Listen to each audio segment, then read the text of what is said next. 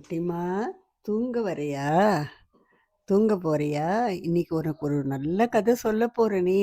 உனக்கு கேட்டா ரொம்ப சந்தோஷமா இருக்குமே! சொல்லட்டுமா? அயோத்தின்ற ஒரு ஊர்ல, ஒரு நாட்டுல தசரத மகாராஜா இருந்தாராம். அவருக்கு 3 வைஃப்ஸ் இருந்தாளாம்.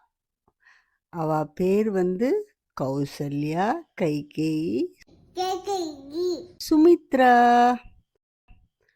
அவளுக்கு ரொம்ப நாளா பசங்களே இல்லையாம்மா, பாப்பாவே இல்லையாம் அவாத்துல. தசரதருக்கு ரொம்ப வருத்தமா இருந்துதாம். அவர் தன்னோட குல குரு இருக்காரு வசிஷ்டரு, அவர்கிட்ட போய் கேட்டாராம். இந்த மாதிரி எனக்கு எங்க ஆத்துல ஒரு குழந்தை வேணும், அழகான பாப்பா வேணும், இந்த மாதிரி பாப்பா வேணும் அப்படின்னு சொன்னாராம்மா.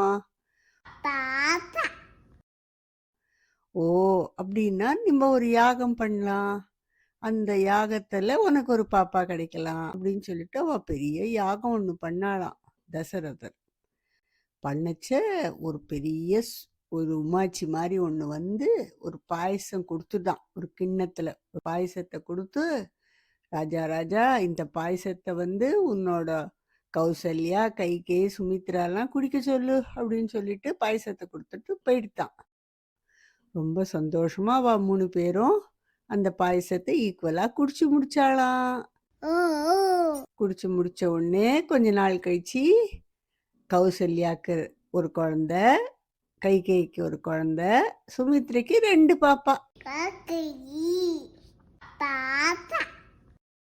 மொத்தம் 4 பாப்பா பிறந்ததாம்மா. அந்த 4 பாப்பா பார்த்த உடனே அவ எல்லாருக்கும் ஒரே சந்தோஷமாயிடுதான்.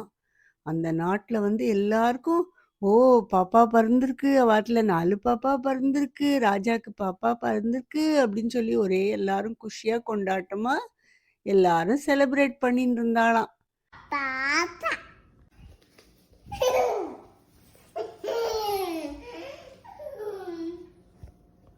அப்ப தசரதர் என்ன பண்ணாராம் தெரியுமா?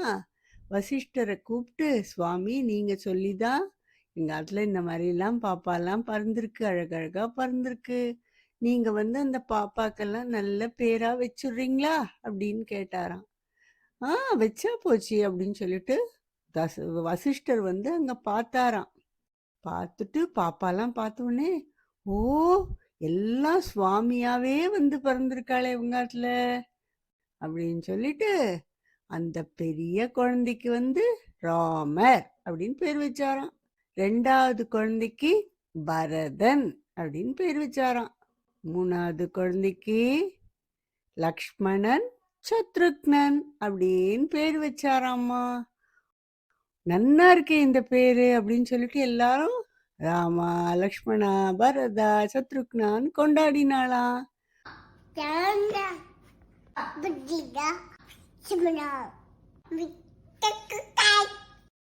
பாப்பா குட்டிக்கும் தூக்கம் வந்துருதா இன்னைக்கு? ஓகே ஓகே, அப்ப மிச்ச கதையை நாளைக்கு சொல்றேன். நீ தாச்சின்னு தூங்குடி குழந்தை. Good night.